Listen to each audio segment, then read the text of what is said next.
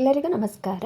ರುಚಿ ಮನೆಗೆ ಸ್ವಾಗತ. ಇದು ಟರ್ಸ್ಡೇ ವ್ಲಾಗ್. ಯಾರೆಲ್ಲ ನನ್ನ ಯೂಟ್ಯೂಬ್ ಚಾನಲ್ನ ಸಬ್ಸ್ಕ್ರೈಬ್ ಮಾಡದೆ ನೋಡ್ತಿದ್ರು ಪ್ಲೀಸ್ ಸಬ್ಸ್ಕ್ರೈಬ್ ಮಾಡ್ಕೊಳ್ಳಿ. ಹಾಗೆ ಒಂದು ಲೈಕ್ ಮಾಡಿ, ಶೇರ್ ಮಾಡಿ, ಕಮೆಂಟ್ ಮಾಡೋದನ್ನ ಮರಿಬೇಡಿ. ಎಲ್ಲರಿಗೂ ಜ್ಯೋತಿ ಭೀಮೇಶ್ವರ ವೃತ್ತದ ಹಬ್ಬದ ಶುಭಾಶಯಗಳು. ಇವತ್ತು ಭೀಮ್ನ ಅಮಾವಾಸ್ಯೆ.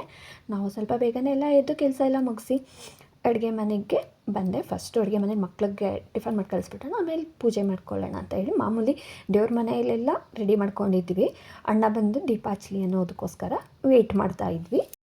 ಈ ಹಬ್ಬಗಳಲ್ಲಿ ಮತ್ತು ಮಿಕ್ಕಿ ಟೈಮಲ್ಲೆಲ್ಲ ನಾವು ಬೆಳಗ್ಗೆನೇ ನಾವು ಪೂಜೆ ಮಾಡಿದ್ರೂ ಆರತಿಗೋಸ್ಕರ ಅಣ್ಣನ ವೆಯ್ಟ್ ಮಾಡ್ತಾಯಿರ್ತೀವಿ. ಅಣ್ಣ ಮಕ್ಕಳನ್ನ ಬಿಟ್ಟು ಬಂದಮೇಲೆ ಅಣ್ಣ ಬರೋದು.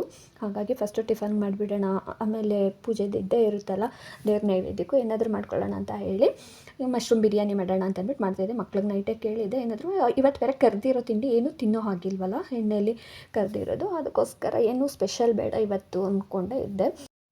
ಮಶ್ರೂಮ್ ಗ್ರೇವಿ ಮಾಡಿ ಹೆಸರುಬೇಳೆ ಪಾಯಸ ಏನಾದರೂ ಮಾಡೋಣ ಅಂದ್ಕೊಂಡೆ. ಆಮೇಲೆ ಬೇಡ ಅಯ್ಯಗ್ರೀವ ಅದನ್ನೇ ಮಾಡೋಣ, ಇವತ್ತು ಹಬ್ಬ ಬೇರೆ ಇದೆಯಲ್ವ, ಸ್ಪೆಷಲಾಗಿ ದೇವ್ರ ನೈವೇದ್ಯಕ್ಕೂ ಆಗುತ್ತೆ, ಲಕ್ಷ್ಮೀ ಮುಂದೆ ವಿಷ್ಣು ಮತ್ತು ಶಿವ ಪಾರ್ವತಿ ಆಗುತ್ತಲ್ಲ ಅಂತ ಹೇಳಿ ಅಯ್ಯಗ್ರೀವ ಮಾಡೋಣ ಅಂತ ಅಂದ್ಕೊಂಡೆ. ಅಷ್ಟರಲ್ಲಿ ದೇವ್ರ ಮನೆಯಲ್ಲೂ ಎಲ್ಲ ಒರೆಸಿ ಎಲ್ಲ ಕ್ಲೀನ್ ಮಾಡ್ಕೊಂಬಿಟ್ಟಿದ್ರಿ. ಇನ್ನು ಹೂವು ಹಾಕೋಬೇಕಾಗಿತ್ತು. ಹೂವು ಇಟ್ಟು ನೋಡಿದ್ರೆ ತುಂಬಾ ಇತ್ತು. ನಮ್ಮ ಕಡೆ ಬೇರೆ ಹೂವು ಸಿಗೋದಿಲ್ಲ, ನಾವು ಹೊರಗಡೆ ಸಿಟಿ ಕಡೆ ಹೋದ್ರೇ ಹೂವು ತೊಗೊಬರೋದಕ್ಕಾಗೋದು. ಇಲ್ಲಿ ಮನೆ ಹತ್ರನೂ ಯಾರೂ ಹೂವು ಮಾರೋರು ಬರೋದಿಲ್ಲ. ಹಾಗಾಗಿ ಬಿಡು ಹೂವು ತೊಗೊಬಂದಿದ್ದು ಸಾಮಂತಿಗೆ ಹೂವು ಇತ್ತಲ್ಲ ಅದನ್ನೇ ಹಾಕ್ಬಿಟ್ಟು ಪೂಜೆ ಮಾಡೋಣ ಅಂತ ಅಂದ್ಕೊಂಡ್ವಿ. ಅದಕ್ಕೆ ನಾನು ಬರ್ತೀನಿ, ನೀನು ಫಸ್ಟು ಮಕ್ಕಳನ್ನ ಕಳಿಸ್ಬಿಡು ಅಂತ ಹೇಳಿದ್ರು. ಅವ್ರು 8 ಗಂಟೆ ಅಷ್ಟರಲ್ಲಿ ಎಲ್ಲ ಟಿಫನ್ ರೆಡಿ ಮಾಡಿ ಅವ್ರನ್ನ ಕಳಿಸಿದ್ರೆ ಆಮೇಲೆ ನಮಗೊಂಥರ ನೆಮ್ಮದಿ. ಆಮೇಲೆ ದೇವ್ರ ಮನೇಲೆಲ್ಲ ರೆಡಿ ಮಾಡ್ಕೊಳ್ಳೋಣ, ಅನ್ನ ಬರೋ ಅಷ್ಟರಲ್ಲಿ, ಪ್ರೀತಿನ ಬಿಟ್ಬಿಟ್ಟು ಬರೋ ಅಷ್ಟರಲ್ಲಿ ಅಂತ ಹೇಳಿ ಇರೋ ಹೂವನ್ನೇ ಇಟ್ಟು ಪೂಜೆಗೆಲ್ಲ ರೆಡಿ ಮಾಡ್ಕೊಳ್ತಾ ಇದ್ವಿ. ಅಷ್ಟರಲ್ಲಿ ದಾಸಯ್ಯ ಬೇರೆ ಬಂದರು. ದಾಸಯ್ಯ ನಾನು ಅದನ್ನೇ ಅಂದ್ಕೊಂಡೆ, ದಾಸಯ್ಯಕ್ಕೆ ಇವತ್ತು ಬಂದಿದ್ದಾರೆ, ಶನಿವಾರ ಅಲ್ವಾ ಬರೋದು ಅಂತ ಅಂದ್ಕೊಂಡು ಹೋದೆ. ಅವ್ರು ದಾಸಯ್ಯ ಏನೇನೋ ಮಾತಾಡ್ತಾ ಇದ್ದರು. ಮಾತಾಡಿದಾದ್ಮೇಲೆ ಏನೋ ಒಂದು ಅವ್ರಿಗೆ ಟಿಫನ್ ಕೊಟ್ಟು ಕಳಿಸಿದ್ರೆ ನನಗೊಂಥರ ನೆಮ್ಮದಿ ಇರೋದು. ಆದರೆ ಅವರು ಇವತ್ತು ಬೇಡ, ನನಗೆ ನಾನೇ ಬಾಕ್ಸ್ ತೊಗೊಬಂದ್ಬಿಟ್ಟಿದ್ದೀನಿ ಅಂತ ಹೇಳ್ತಾಯಿದ್ರು. ಅವ್ರು ಏನೇನೋ ಹಂಗೆ ಕೇಳ್ತಾಯಿದ್ರು, ಮದುವೆ ಯಾವಾಗಾಯಿತು ಅದು ಇದು ಅಂತ ಕೇಳ್ತಾಯಿದ್ರು. ನಾನು ಕಾಮಿಡಿ ಮಾಡ್ಕೊಂಡಿದ್ದೆ. ಪಾಪ ಅವರು, ನಾನು ಅದನ್ನೇ ಹೇಳಿದೆ, ಶ್ರಾವಣ ಬಂತಲ್ಲ, ಶನಿವಾರದಿಂದ ಅಲ್ಲ ನೀನು ಬರ್ತಾಯಿದ್ದಿದ್ದು, ಇವತ್ತೇ ಬಂದುಬಿಟ್ಟಿದ್ದೀಯಾ ಅಂತ, ಯಾಕೆ ಇವತ್ತು ಬರಬಾರ್ದ ನಾನು ಅಂತ ಹೇಳ್ತಾಯಿದ್ರು. ಪರವಾಗಿಲ್ಲ ಅಂತ ಅಂದ್ಬಿಟ್ಟು ಅವ್ರ ಹತ್ರ ಮಾತಾಡ್ಕೊಂಡು ಬಂದ್ವಿ. ರಿಷಿನೂ ಮತ್ತು ಬಾನು ಅವ್ರು ಕಾಲೇಜಿಗೆ ರೆಡಿಯಾಗಿ ಅವ್ರು ಬಂದರು. ಅವ್ರಿಗೆಲ್ಲ ಟಿಫನ್ ಹಾಕೊಂಡು ಕೊಟ್ಟು ಬಾಕ್ಸ್ ಎಲ್ಲ ರೆಡಿ ಮಾಡ್ತಾಯಿದ್ವಿ. ಕಾಲೇಜಲ್ಲಿ ಫಂಕ್ಷನ್ ಇತ್ತು, ರಿಷಿ ಕಾಲೇಜಲ್ಲಿ. ಬಾಕ್ಸ್ ತೊಗೊಂಡೋಗ್ತೀನಿ ಅಂತ, ತೊಗೊಂಡೋಗ್ತೀನಿ ಅಂತ. ಇವಾಗ ಅವ್ನು ಹೊರಗಡೆ ಊಟ ಏನೂ ತಿನ್ನೋದಿಲ್ಲ, ಮನೆ ಊಟನೇ ಬೇಕು ಅವನಿಗೆ. ಹಾಗಾಗಿ ಇವಾಗ ಬಾಕ್ಸ್ ಮನೆಯಿಂದನೇ ತೊಗೊಂಡೋಗ್ತಾನೆ. ನೋಡಿದ್ರೆ ಅಣ್ಣ ಕಾರಲ್ಲಿ ಪ್ರೀತಿನ ಬಿಡೋಕ್ಕೆ ಹೋಗಿತ್ತು, ಅಂದರೆ ಸ್ವಲ್ಪ ಹಣ್ಣೆಲ್ಲ ತೊಗೊಂಬರ್ಬೇಕಾಗಿತ್ತು, ಅದಕ್ಕೆ ಕಾರ್ ತೊಗೊಂಡೋಗಿತ್ತು. ಇವ್ನು ನೋಡಿದ್ರೆ ಬುಲೆಟ್ ಎತ್ಕೊಂಡು ಹೋಗ್ತಾ ಇದ್ದ. ಬಾನು ಅದನ್ನು ಹೇಳ್ತಾಯಿತ್ತು, ಪಪ್ಪ ಬೈಯುತ್ತೆ ಕಣೋ, ಬುಲೆಟ್ ಬೇಡ ಅಂತ. ಆದರೂ ಆಮೇಲೆ ಅದಕ್ಕೇನು ಹೇಳ್ತಾಯಿದ್ರು, ಬುಲೆಟ್ ಬೇಡ ಅಂತಂದ್ರೂ ಇಲ್ಲ ಅಂದ್ಕೊಂಡು ಬುಲೆಟ್ ಎತ್ಕೊಂಡು ಹೊಟ್ಬಿಟ್ಟ ಕಾಲೇಜಿಗೆ. ನಾವು ಅದನ್ನೇ, ನಮಗೆ ಬೇರೆ ಭಯ, ಅವ್ನು ಬುಲೆಟ್ ಮುಟ್ಟಿದ್ರೇನೆ. ಇನ್ನು ಲೈಸೆನ್ಸ್ ಬೇರೆ ಏನೂ ಮಾಡಿಸಿಲ್ಲ, ಏನೂ ಇಲ್ಲ, ಸುಮ್ಮನೆ ಇಂಥ ಗಾಡಿ ತೊಗೊಂಡು ಹೋಗೋದು ಅಂತ ಹೇಳಿದ್ರು ಕೇಳಲ್ಲ ಇವನು. ನೀನು ಸೋಫಾ ಕಲರು, ನಿನ್ನ ಸೀರೆ ಕಲರು ಒಂದೇ ಥರ ಕಾಣುತ್ತೆ, ಆದರೆ ಸ್ವಲ್ಪ ಅಷ್ಟೇ, ಆದರೆ ಒಂದೇ ಥರ ಕಾಣುತ್ತೆ. ಇದು ಎಷ್ಟನೇ ವರ್ಷ ಬಾಬು ನೀನು ಭೀಮ್ನ ಅಮಾವಾಸ್ಯೆ ಮಾಡ್ತಾ ಇರೋದು? ನನಗೆ ಮದುವೆ ಆಗಿ 26 ವರ್ಷ ಆಯಿತು. 26 ವರ್ಷದಲ್ಲಿ 1-2 ವರ್ಷ, 3 ವರ್ಷ, 4 ವರ್ಷನೇ ಅನ್ಕೊಂಬಿಡು ಮಾಡಿಲ್ಲ ಅನಿಸ್ತದೆ, ಪಾಪದ ಭಾಳ ಅಂತಂದಲ್ಲಿ. ಆಮೇಲೆ 1-2 ವರ್ಷ ಏನೋ ಮಿಸ್ ಆಗಿರಬೇಕು. 20 ಕಟ್ತೀನಿ, ನಮ್ಮ ಕಟ್ಕೋತೀನಲ್ಲ, ಅದಕ್ಕೆ 9 ಎಳೆ ಹಾಕ್ತೀನಿ ದೇವ್ರ ಹತ್ರ ಇಡೋದಕ್ಕೆ. ನಾನು ಆವತ್ತಿಂದ ಹೆಂಗೆ ಮಾಡ್ಕೊಂಡು ಬಂದಿದ್ದೀನೋ, ನಿಮ್ಮ ಅಣ್ಣನ ಮದುವೆ ಆದಾಗ ಇವಾಗ ಅದೇ ಥರ ಮಾಡೋದು, ನಾನು ಏನೂ ಚೇಂಜ್ ಮಾಡಿಲ್ಲ. ಅಂದರೆ ನಮ್ಮ ಮನೇಲಿ ಬೆಳಗ್ಗೆನೇ ಎದ್ದು ಮಾಡೋ ಅಂಥದ್ದೇನಿಲ್ಲ, ಮಕ್ಕಳೆಲ್ಲ ಹೋದ್ಮೇಲೇನೆ. ಅಂದರೆ ಇವಾಗ 9 ಅವ್ರನ್ನೆಲ್ಲ ಕಳಿಸಿ ಆಗೋದು, ಸಾಯಂಕಾಲ ಆಗೋದು, ಆದರೂ ಬೆಳಗ್ಗೆ ಅಷ್ಟಲ್ಲಿ ಮಾಡಿಬಿಡ್ತಿದ್ದೆ. ಇವಾಗ ಏನಿಲ್ಲ, ಎಲ್ಲ ಅವರೇ ಮಾಡ್ಕೊಂಡು ಹೋಗ್ಬೋದಲ್ಲ. ಇವಾಗ ಇದೇ ಮೊದಲನೇ ಹಬ್ಬ, ಇದು ಇನ್ನು ಹಬ್ಬಗಳು ಸ್ಟಾರ್ಟು. ಭೀಮ್ನ ಅಮಾವಾಸ್ಯೆ ಇವಾಗ ಫಸ್ಟ್. ಇದು ಇವತ್ತವರೆಗೂ ಅಷ್ಟೇನೆ, ಏನೇ ಕಷ್ಟ ಇದ್ರು ಭೀಮ್ನ ಅಮಾವಾಸ್ಯೆ ಮಾಡಿಸ್ಕೊಂಡು ನನಗೇನಾದರೂ ಆಗಲಿ, ಅವರು ನಾನು ಬೇಡ ಅಂದ್ರೂ ಆವತ್ತಿನ ದಿನ ಮಾತ್ರ ನನಗೇನಾದರೂ ತಗೊಳ್ಳೋದಾಗಲಿ, ಗಿಫ್ಟ್ ಏನಾದರೂ ಆಗಲಿ ಕೊಡ್ತದೆ. ಅಂದರೆ ಜಾಸ್ತಿ ಸೀರೆನೇ ಅಲ್ವಾ ಜಾಸ್ತಿ ತೆಗೆಸ್ಕೊಂಡಿರೋದು? ನನಗೆ ಅದೇ ಇಷ್ಟ, ನಾನು ಬೇರೆ ಯಾವುದು ಇಷ್ಟ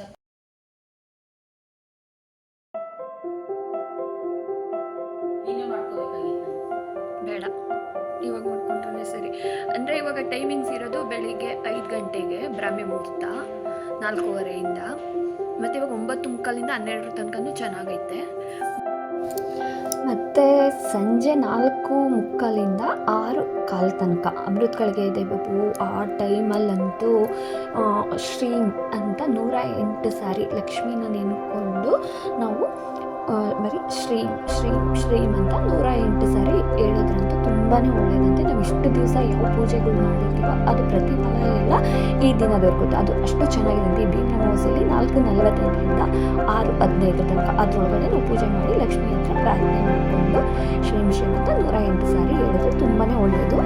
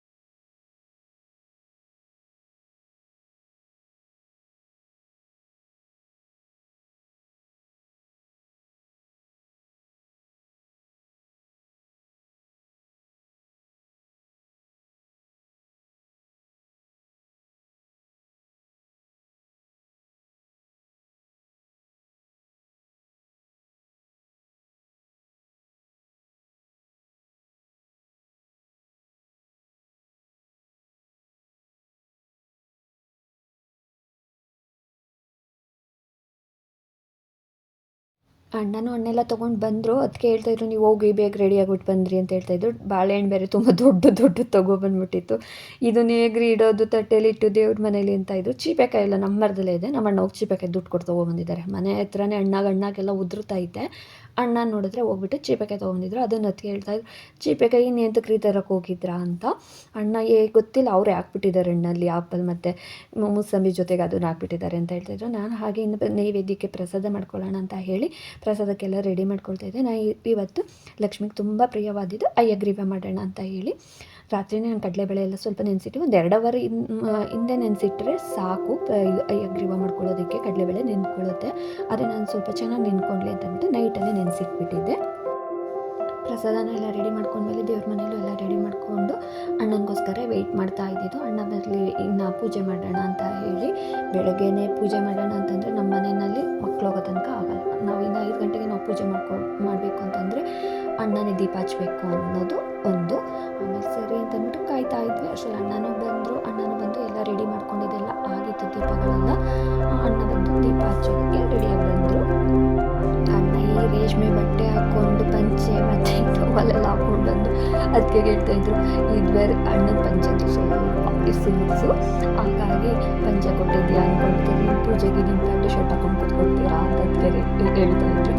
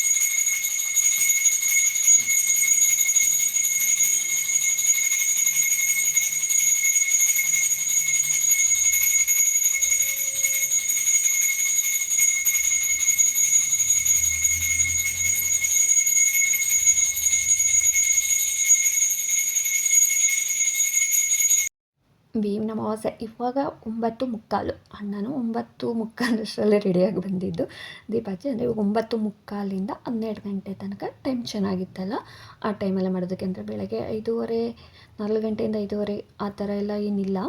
ಏನಿದ್ರೂ ಸ್ವಲ್ಪ ಲೇಟಾಗಿ ನಮ್ಮ ಮನೇಲಿ ಭೀಮ್ನ ಅಮಾವಾಸ್ಯೆ, ಅದಕ್ಕೆ ಅದು ಫಸ್ಟೇ ಹೇಳ್ತಿದ್ರಲ್ಲ, ಮೊದಲೆಲ್ಲ ಸಂಜೆ ಟೈಮು ಅಂತಂದ್ರೆ ಅಂದರೆ ಬೆಳಗ್ಗೆ ಹೊತ್ತೆ ಆದಷ್ಟು ಟ್ರೈ ಮಾಡ್ತಾಯಿದ್ದು ಅಂತ ಹೇಳಿ. ಮಕ್ಕಳೆಲ್ಲ ಚಿಕ್ಕವರಿದ್ದಾಗ ಆಗೋದೇ ಇಲ್ಲ. ಮಕ್ಕಳಿಲ್ಲ ಅಂತಂದರೆ ಎಲ್ಲನೂ ಬೇಗನೆ ಆಗುತ್ತೆ. ಇನ್ನು ಮಕ್ಳಿಗೆ ರೆಡಿ ಮಾಡೋರು ಅದೆಲ್ಲ ಸ್ವಲ್ಪ ಲೇಟೇ ಆಗುತ್ತಲ್ವ. ಹಾಗಾಗಿ ನಾವು ಎಲ್ಲ ಮಾಡಿ ಫಸ್ಟು ಮಕ್ಳನ್ನ ಕಳಿಸ್ಬೇಕು, ಆಮೇಲೆ ಮುಂದಿನ ಕೆಲಸ. ಮಕ್ಕಳನ್ನ ಅವರು ದೇವಸ್ಥಾನಕ್ಕೆ ಹೋಗಿ ಹಾಗೆ ಇನ್ನು ಪಾಪ ಅವರು ಹೊರಟಿರ್ತಾರಲ್ಲ, ನಾವಿನ್ನು ಲೇಟ್ ಮಾಡ್ಕೊಂಡು ಕೂತ್ಕೊಳ್ಳೋದಕ್ಕಾಗಲ್ಲ ಅಂತ ಹೇಳಿ ಫಸ್ಟು ಮಕ್ಕಳನ್ನ ರೆಡಿ ಮಾಡಿ ಕಳಿಸ್ಬಿಟ್ಟು ಆಮೇಲೆ ಮನೇಲಿ ಪೂಜೆ ಮಾಡಬೇಕು. ಅವ್ರಿಗೇನಾದರೂ ರಜೆ ಇತ್ತು ಅಂದರೆ ಅಷ್ಟೇ ಫಸ್ಟು ಪೂಜೆ, ಆಮೇಲೆ ಅಡುಗೆ ಮನೆ ಕೆಲಸ ಈ ಥರ ಇರುತ್ತೆ. ಮಕ್ಕಳು ಮನೇಲಿ ಇರೋಲ್ಲ ಅಂತಂದರೆ ಏನೂ ಇಲ್ಲ. ಮತ್ತು ಏನಾದರೂ ಇವತ್ತು ಸ್ಪೆಷಲ್ ಮಾಡೋಣ, ಅಣ್ಣ ಹೇಳ್ತಾ ಇದ್ರು ಏನಾದರೂ ಸ್ಪೆಷಲ್ ಮಾಡ್ತೀರಾ ಅಂತ. ಒಬ್ಬಟ್ಟು ಏನಾದರೂ ಮಾಡೋಣ ಅಂತ ನಾವೇ ಅಂದ್ಕೊಂಡ್ವಿ. ಕಳ್ಸಿದ ಕಾಯೆಲ್ಲ ಇತ್ತಲ್ಲ, ಒಬ್ಬಟ್ಟು ಮಾಡೋಣ ಅಂತ. ಆಮೇಲೆ ಇನ್ನು ವರಮಹಾಲಕ್ಷ್ಮಿ ಹಬ್ಬ ಬೇರೆ ಬಂತಲ್ಲ, ಇನ್ನು ವರಮಹಾಲಕ್ಷ್ಮಿ ಹಬ್ಬಕ್ಕೂ ಒಬ್ಬಟ್ಟು ಮಾಡ್ತೀರಿ. ಇನ್ನು ಗೌರಿ ಹಬ್ಬ ಎರಡೂ ಒಂದೇ ತಿಂಗಳಲ್ಲೇ ಬಿದ್ದಿದೆ. ಇನ್ನು ಅವಾಗೂ ಒಬ್ಬಟ್ಟು ಮಾಡ್ತೀರಿ. ಹಾಗಾಗಿ ಒಬ್ಬಟ್ಟೇನು ಬೇಡ, ಮಕ್ಕಳು ಅವರು ತಿನ್ನಲ್ಲ ಒಬ್ಬಟ್ಟೆಲ್ಲ. ನೋಡೋಣ ಅಂದ್ಕೊಂಡು ಸುಮ್ಮನಾದ್ವಿ. ಏನಾದರೂ ಸಂಜೆ ಮಾಡೋಣ ಬಿಡು, ಇವಾಗ ಮಧ್ಯಾಹ್ನ ಇವಾಗ ನಾವು ಟಿಫನ್ ಮಾಡೋದು ಲೇಟ್ ಆಗುತ್ತೆ. ಇನ್ನು ದೇವಸ್ಥಾನಕ್ಕೆಲ್ಲ ಹೋಗ್ಬರೋ ಅಷ್ಟರಲ್ಲಿ ಟಿಫನ್ ಮಾಡೋದು ಎಲ್ಲ ಲೇಟ್ ಆಗುತ್ತೆ. ಬೇಡ, ಇನ್ನು ಸಂಜೆ ಏನಾದರೂ ಮಾಡ್ಕೊಳ್ಳೋಣ ಅಂದ್ಕೊಳ್ತಾ ಇದ್ವಿ. ಪೂಜೆ ಅಂತೂ ತುಂಬ ಚೆನ್ನಾಗೇ ಮಾಡ್ತಾಯಿತ್ತು. ಅದಕ್ಕೇನೋ ಒಂಥರ ಖುಷಿ. ಭೀಮ್ನ ಅಮಾವಾಸ್ಯೆ ಬಂತು ಅಂತಂದರೆ ಏನೋ ಒಂಥರ ಖುಷಿ. ಪೂಜೆ ಎಲ್ಲ ಮಾಡ್ತಾಯಿದ್ರು. ಅಣ್ಣ ಅಂತೂ ಸುಮ್ಮನೆ ನೋಡ್ಕೊಂಡು ಕೂತಿದ್ರು. ನಾನು ವೀಡಿಯೋ ಮಾಡ್ಕೊಳ್ತಾ ಇದ್ದೆ. ಅಣ್ಣ ಮುಖ ನೋಡೋದು, ಆ ಕಡೆ ತಿರ್ಕೊಳ್ಳೋದು ಏನು ಮಾತಾಡಿಲ್ಲ. ನಾನು ವೀಡಿಯೋ ಮಾಡ್ಕೊತಾ ಇದ್ದೆ, ಏನು ಅನ್ನೋಕ್ಕೋಗಿಲ್ಲ. ಅಣ್ಣ ಬೇರೆ ಅದೊಂದು ಸ್ಪೆಷಲ್ ಗಿಫ್ಟ್ ಅದು ಬೊಬ್ಬಕ್ಕೆ ತೊಗೊಬಂದಿದ್ದು, ಯಾರಿಗೂ ಹೇಳ್ದಿರೇ ಗಿಫ್ಟ್ ತೊಗೊಬಂದಿತ್ತು. ಆಮೇಲೆ ಅದಕ್ಕೆ ನಾನು ಅದನ್ನೇ ಹೇಳ್ತಾ ಇದ್ದೆ, ನೋಡು ಬೊಬ್ಬು ಇವತ್ತು ಎಷ್ಟು ಚೆನ್ನಾಗಿ ನನಗೆ ಗಿಫ್ಟ್ ತೊಗೊಂಡಿದ್ದೆ ಹೇಳ್ದಿರೇ, ಅದಕ್ಕೆ ಲೇಟಾಗಿರೋದು ಬರೋದಕ್ಕೆ ಅಂತ ಹೇಳ್ತಾ ಇದ್ದೆ. ಅದೇ ಸ್ವಲ್ಪ ಲೇಟಾಗಿ ಬಂತಲ್ಲ, ಹಾಗಾಗಿ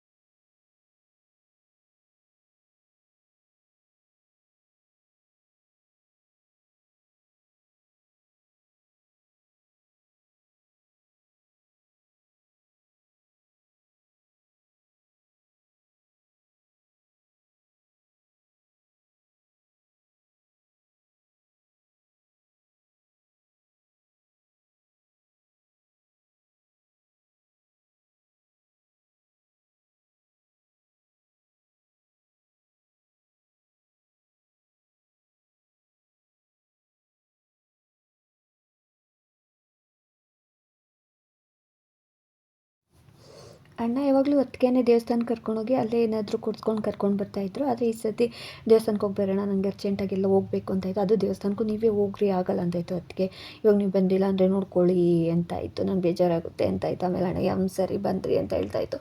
ಆಮೇಲೆ ಅಣ್ಣ ಅದಕ್ಕೆ ಮಾದೇಶ್ವರನ ದೇವಸ್ಥಾನಕ್ಕೆ ಹೋಗಿ ಅವ್ರು ಬಂದರು. ಅವ್ರು ಬಂದಿದ್ದಾದಮೇಲೆ ನಾವೆಲ್ಲರೂ ಪ್ರತ್ಯಂಗಿರಿ ಅಮ್ಮನ ದೇವಸ್ಥಾನಕ್ಕೆ ಹೋಗೋಣ ಅಂತಂದ್ಬಿಟ್ಟು ನಾವು ರೆಡಿ ಆದ್ವಿ. ನಾವು ಟೋಟಲ್ ಒಂದು 6 ಜನ ಹೋಗಬೇಕು ಅಂತ ಅಂದ್ಕೊಂಡ್ವಿ. ಇಲ್ಲಿ ನಮ್ಮ ಮನೆಯಿಂದ ನಾವು ಫಸ್ಟು ಕ್ಯಾಬ್ ಮಾಡಿದ್ದೆ. ಅದು 6 ಜನಕ್ಕೆ ಒಂದೇ ಕ್ಯಾಬ್ ಮಾಡೋಣ ಅಂತಂದ್ಬಿಟ್ಟು, ಆದರೆ ಆಗಿಲ್ಲ, ಅದು ಸಿಕ್ಕಿಲ್ಲ. ಒಂದು ಅರ್ಧ ಅವರ್ ವೆಯ್ಟ್ ಮಾಡಿದ್ವಿ, ಅದಾಗಿಲ್ಲ ಅಂದ್ಬಿಟ್ಟು ಆಮೇಲೆ 2 ಆಟೋ ಮಾಡ್ಕೊಂಡು ಹೋಗೋಣ ಅಂತ ಅಂದ್ಬಿಟ್ಟು ಇಲ್ಲಿ ಪ್ರತ್ಯಂಗಿರಿ ದೇವಸ್ಥಾನಕ್ಕೆ ಬಂದ್ವಿ. ಅದು ಜಯನಗರದ ಹತ್ರ ತುರಳ್ಳಿ ಹತ್ರ ಇತ್ತು ಪ್ರತ್ಯಂಗಿರಿ ಅಮ್ಮನ ದೇವಸ್ಥಾನ. ಅಲ್ಲಿಗೆ ಬಂದ್ವಿ. ಅಲ್ಲಿ ಬಂದು ಎಲ್ಲ ದೇವಸ್ಥಾನಕ್ಕೆ ಅಂತಂದರೆ ಸಿಕ್ಕಾಪಟ್ಟೆ ರಶ್ ದೇವಸ್ಥಾನದ ಹತ್ರ ಅಂತೂ. ಅಲ್ಲಿ ನಮ್ಮ ಚಿಕ್ಕಪ್ಪ ಇದ್ದರು. ನಮ್ಮ ಚಿಕ್ಕಪ್ಪನಿಗೆ ಫೋನ್ ಮಾಡಿದ್ವಿ. ನಮ್ಮ ಚಿಕ್ಕಪ್ಪ ಇಲ್ಲಿ ಊಟ ಬಡಿಸೋ ಹತ್ರ ಇಲ್ಲಿದ್ದೀನಮ್ಮ, ನೀವು ದರ್ಶನ ಮಾಡ್ಕೊಂಡು ಬಂದರೆ ಇಲ್ಲಿ ಬಂದಾಗ ಬರ್ತೀನಿ ಅಂತ ಹೇಳಿದ್ರು. ಸರಿ ಅಂತಂದ್ಬಿಟ್ಟು ಇನ್ನು ಕರೆಯೋದಕ್ಕೂ ಆಗಲ್ಲಲ್ವಲ್ಲ, ಅಷ್ಟು ಜನ ಇದ್ದಾರೆ ಅಂತ ಹೇಳಿ ಸರಿ ಹೋಗೋಣ ಅಂದರೆ ಇಲ್ಲಿ ಪ್ರತ್ಯಂಗಿರಿ ಅಮ್ಮನ ದೇವಸ್ಥಾನದಲ್ಲಂತೂ ಮೆಣಸಿನ್ಕಾಯಿ ಹೋಮ ನಡೆಯುತ್ತಲ್ಲ ಪ್ರತಿ ಅಮಾವಾಸ್ಯೆ ಪೌರ್ಣಮಿನಲ್ಲಿ, ಹಾಗಾಗಿ ಸ್ವಲ್ಪ ಜನ ಜಾಸ್ತಿ ಇರ್ತಾರೆ ದೃಷ್ಟಿಯೆಲ್ಲ ತೆಗೆಸ್ಕೊಳ್ಳೋದಕ್ಕೆ ಅಂತೆಲ್ಲನೂ ತುಂಬ ಜನ ಇರ್ತಾರೆ. ಹಾಗಾಗಿ ನಾವು ಇಲ್ಲಿ ಬಂದ್ವಿ. ಇಲ್ಲಿ ಬಂದಿದ್ದ ತಕ್ಷಣ ನಮಗೂ ಆ ಜನ ನೋಡಿ ನಾವು ಇಷ್ಟೊಂದು ಕ್ಯೂ ಇದೆ ಹೇಗೆ ಅಂತ ಅಂದ್ಕೊಂಡ್ವಿ. ಅಂದರೆ ತುಂಬ ವರ್ಷಗಳ ಹಿಂದೆ ಬಂದಿದ್ದು ನಾವು ಈ ದೇವಸ್ಥಾನಕ್ಕೆ, ತುಂಬ ವರ್ಷಗಳಾಗೋಗ್ಬಿಟ್ಟಿತ್ತು. ಆವಾಗ ಬಂದಿದ್ವಿ. ಅದಾದಮೇಲೆ ಈ ದೇವಸ್ಥಾನಕ್ಕೆ ನಾವು ಬಂದಿರಲಿಲ್ಲ. ಮತ್ತು ಒಳಗಡೆ ಎಲ್ಲ ಫೋಟೋ ವಿಡಿಯೋ ಎಲ್ಲ ಏನು ಇರಲಿಲ್ವಂತೆ. ನನಗೂ ಅದು ಗೊತ್ತಿರಲಿಲ್ಲ. ತುಂಬ ಒಂದು 7-8 ವರ್ಷದಿಂದ ನಾನು ಬಂದಿದ್ದು, ಒಂದೇ ಒಂದು ಸಾರಿ ಬಂದಿದ್ದು, ನಾನು ಮರ್ತೇ ಹೋಗಿತ್ತು ಇಲ್ಲಿ ದೇವಸ್ಥಾನದ ಹತ್ರ ಬಂದಿದ್ದೆಲ್ಲ. ಆಮೇಲೆ ಇಲ್ಲಿ ಬಂದು ನಾವು ದರ್ಶನಕ್ಕೆ ಹೋಗೋಕ್ಕೆ ಅಂತ ಬಂದ್ವಿ. ಸಿಕ್ಕಾಪಟ್ಟೆ ರಶ್ ಇತ್ತು. ನಾನು ಅದನ್ನೇ ಎಲ್ಲೆಲ್ಲಿ ಹೇಳ್ಕೊಂಡು ಹೋಗ್ತಾ ಇದ್ದೆ. ಚೆನ್ನಾಗಿ ದುಡ್ಡಿರಬೇಕು, ದುಡ್ಡಿದ್ರೆ ಡೈರೆಕ್ಟ್ ದರ್ಶನಕ್ಕೆ ಬಿಡ್ತಾರೆ ಆರಾಮಾಗಿ. ಇಲ್ಲ ಅಂತಂದರೆ ಸ್ವಲ್ಪ ಬಡವರು ಅಂತಂದರೆ ಅವರೆಲ್ಲ ಈ ಥರ ಕ್ಯೂನಲ್ಲಿ 2 ಅವರ್ 3 ಅವರ್ ಕಾಯ್ಕೊಂಡು ಹೋಗಲೇಬೇಕು ಅಂತ ಒಳಗಡೆ ಹೋದರೆ ಸಿಕ್ಕಾಪಟ್ಟೆ ರಶ್ ಇತ್ತು ದೇವಸ್ಥಾನದ ಒಳಗಡೆ. ನಾನು ನೋಡ್ತಾ ಇದ್ವಿ ಫೋಟೋ ಅಲ್ಲಿ ಫಸ್ಟೇ ಹಾಕ್ಬಿಟ್ಟಿದ್ರು, ವೀಡಿಯೋ ಎಲ್ಲ ಮಾಡೋ ಹೋಗಿಲ್ಲ ಅಂತ. ಅದಕ್ಕೂ ಮುಂಚೆ ಈ ಥರ ದೃಷ್ಟಿ ಎಲ್ಲ ತೆಗಿಯೋ ಪ್ರತ್ಯಂಗಿರಿ ಅಮ್ಮ ಮತ್ತು ಮಾರಿಕಾಂಬ ಈ ದೇವಸ್ಥಾನಗಳೆಲ್ಲ ಸ್ವಲ್ಪ ವೀಡಿಯೋ ಮಾಡ್ಕೊಳ್ಳೋದು ತಪ್ಪೇ ಅನಿಸುತ್ತೆ ನನಗಂತೂ. ಇಲ್ಲೆಲ್ಲ ವೀಡಿಯೋ ಮಾಡೋ ಹಾಗಿಲ್ಲ ಇಲ್ಲಿ, ಯಾಕಂದರೆ ಇಲ್ಲಿ ಅಮ್ಮನವ್ರದ್ದು ಅಲ್ಲಿ ದೃಷ್ಟಿ ತೆಗ್ಸೋದು ಈ ಥರ ಎಲ್ಲ ಇರುತ್ತಲ್ಲ, ಹಾಗಾಗಿ ಆ ವೀಡಿಯೋಗಳು ಮಾಡ್ಕೊಳ್ಳಬಾರ್ದು. ನಾನಿಲ್ಲಿ ಒಳಗಡೆ ಬಂದಿದ್ದ ತಕ್ಷಣ ಸ್ವಲ್ಪ ಅಷ್ಟೇ ನಾನು ಇಲ್ಲಿ ವೀಡಿಯೋ ಮಾಡ್ಕೊಂಡಿದ್ದೆ. ಅದಾದಮೇಲೆ ನಾನು ಹೊರಗಡೆ ಬರೋ ತನಕ ನಾನು ವೀಡಿಯೋ ಮಾಡ್ಕೊಳಕ್ಕೆ ಹೋಗಿಲ್ಲ.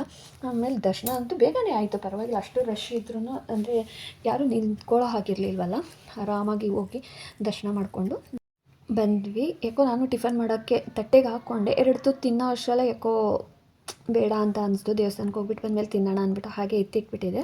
ನಾನು ಅಲ್ಲಿ ದರ್ಶನ ಎಲ್ಲ ಮುಗಿಸ್ಕೊಂಡು ಬಂದಮೇಲೆ ಆಗಲೇ 1 ಗಂಟೆ ಆಗೋಗಿತ್ತು. ಹೊಟ್ಟೆ ಹಶ್ವಾಗ್ತಾಯಿತ್ತು. ಇನ್ನು ಪ್ರಸಾದಕ್ಕೆ ಹೋಗೋಣ ಅಂತ ಹೇಳಿ ಇಲ್ಲಿ ಬಂದ್ವಿ. ಅಷ್ಟೇ ನಮ್ಮ ಚಿಕ್ಕಪ್ಪನೂ ಫೋನ್ ಮಾಡಿದ್ರು, ಬಂದರು ಇಲ್ಲೇನೆ ಅಂತೇಳಿ. ನಮ್ಮ ಚಿಕ್ಕಪ್ಪ ಯಾವಾಗಲೂ ಬರ್ತಾ ಇರ್ತಾರಲ್ಲ, ಹಾಗಾಗಿ ಅವರೇ ಬಂದು ಕರ್ಕೊಂಡು ಹೋದ್ರು. ಆಮೇಲೆ ಊಟಕ್ಕೆ ಅಂತಂದ್ಬಿಟ್ಟು ಅಲ್ಲಿಂದನೇ ಕರ್ಕೊಂಡು ಹೋದರು. ಅವರೇ ಅಲ್ಲಿ ಪ್ರಸಾದ ಎಲ್ಲ ಇಸ್ಕೊಂಡು ಕೊಟ್ಟರು. ದರ್ಶನ ಅಂತೂ ತುಂಬಾ ಚೆನ್ನಾಗಾಯಿತು. ದೇವ್ರ ಪ್ರಸಾದ ಸಿಕ್ಕಿದ್ದು ತುಂಬಾ ಖುಷಿ ಆಯಿತು. ತುಂಬ ಜನ ಬಂದಿದ್ದರು ದೇವಸ್ಥಾನದ ಹತ್ರ ಎಲ್ಲ. ನಮ್ಗೆ ಗೊತ್ತಿರೋರೆ ತುಂಬ ಜನ ಬಂದಿದ್ದರು. ನಾವೇ ಇಷ್ಟು ಹತ್ರದಲ್ಲಿ ಇದ್ಕೊಂಡು ನಾವೇ ಹೋಗ್ತಾ ಇರಲಿಲ್ಲ ಪ್ರತ್ಯಂಗಿರಿ ಅಮ್ಮನ ದೇವಸ್ಥಾನಕ್ಕೆ. ನಾವು ಅಲ್ಲಿ ಹೋಗಿದ್ದಾಗೆ ನಮ್ಗೆ ಗೊತ್ತಿದ್ದವರೆಲ್ಲ ಅಕ್ಕಪಕ್ಕದ ಊರವರೆಲ್ಲರೂ ತುಂಬ ಜನ ಬಂದು ಮಾತಾಡಿಸ್ತಾ ಇದ್ದರು.